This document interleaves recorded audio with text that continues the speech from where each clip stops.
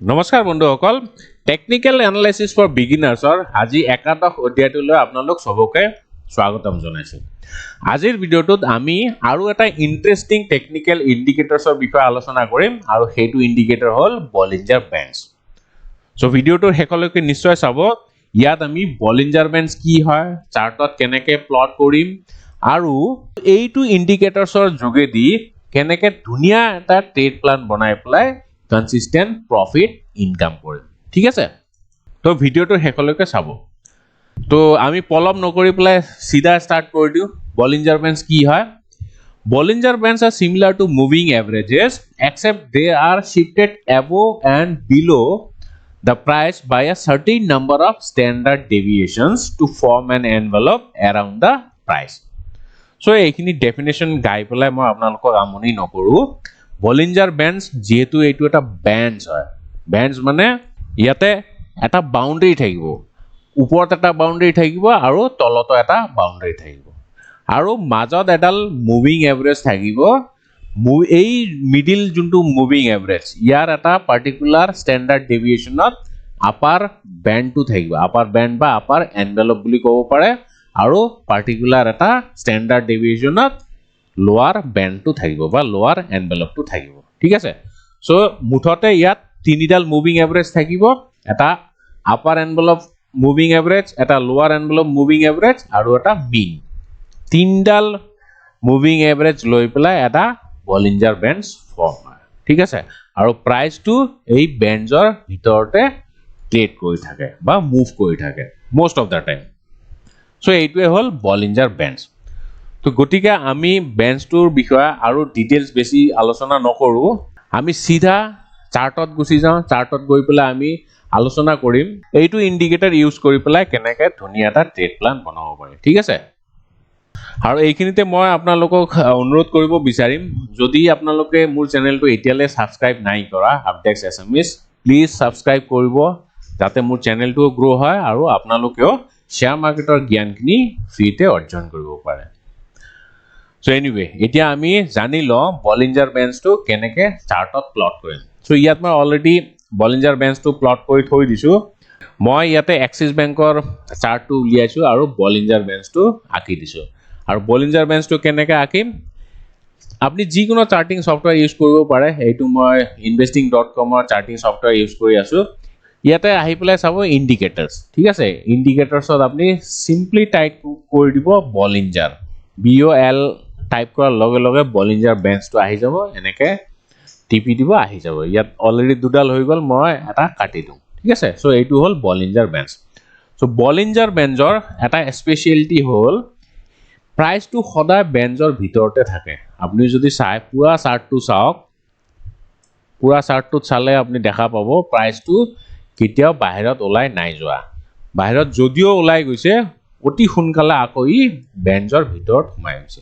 ঠিক আছে, সো সেইটোৱে হ'ল বলিঞ্জাৰ বেঞ্চৰ এটা স্পেচিয়েলিটি, প্ৰাইচটো সদায় বেঞ্চৰ ভিতৰতে থাকিব বিচাৰে।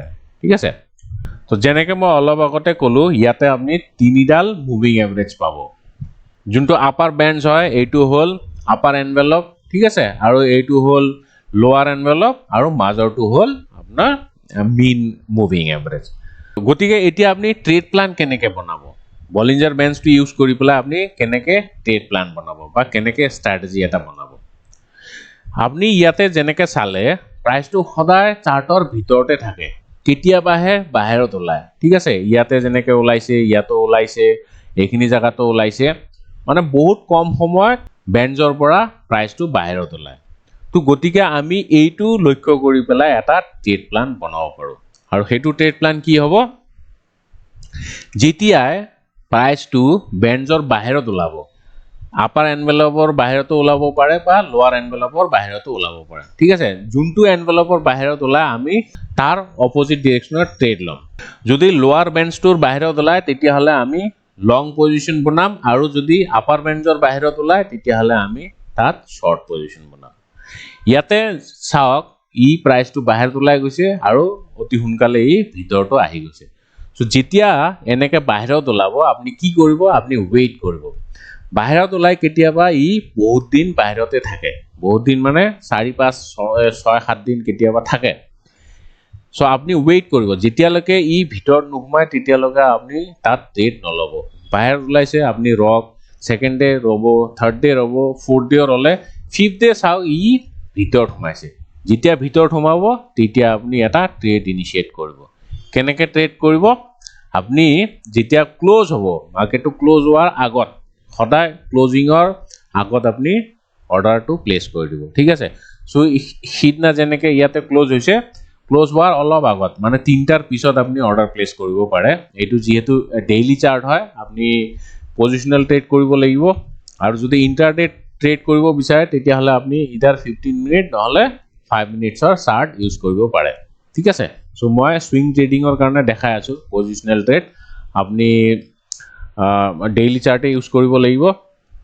সো যেতিয়া ক্লোজ হ'ব ক্লোজ হোৱাৰ অলপ আগত ইয়াতে লং অৰ্ডাৰ এটা প্লেস কৰি দিব আৰু ইয়াৰ কাৰণে ষ্টপ লছটো যোনটো লো আছে তাতে প্লেস কৰি দিব মই এইখিনি গুছাই দিছো যেনেকে আপনি ইয়াতে বাই কৰিলে তো ষ্টপ লছটো এইখিনি মানত থৈ দিব মানে এটো সুইং লো আৰু আপনি তেতিয়ালৈকে ইয়াক হোল্ড কৰি ৰাখিব পাৰে যেতিয়ালৈকে ই একদম আপাৰ বাউন্ডাৰীটো টাচ নকৰে বা একদম ওচৰত না যায় সো আপনি ইয়াতে এক্সিট কৰিব পাৰে বা আপনি যদি আৰু অলপ পেশেন্স ৰাখিব বিচাৰে তো ইয়াতো এক্সিট কৰিব পাৰে ঠিক আছে সো ইয়াৰ পৰা কিনি পেলা ইয়াতে যদি আপনি সেল কৰে এইখিনি পুৰা টু পুৰা প্ৰফিট আপনি পাই যাব সো এইটোৱে হল বলিঞ্জাৰ বেঞ্জৰ এটা স্পেশালিটি যেতিয়া প্ৰাইসটো বাহিৰত ওলাব তেতিয়াহে আপনি ট্ৰেড কৰিব ঠিক আছে সো যেতিয়ালৈকে বাহিৰত নোলায় তেতিয়ালৈকে আপনি ইয়াত ট্ৰেড কৰিব নালাগে সো আপনি একদম ওয়েট কৰি থাকিব বলিঞ্জাৰ বেঞ্চটো লগাই পেলাই ওয়েট কৰি থাকিব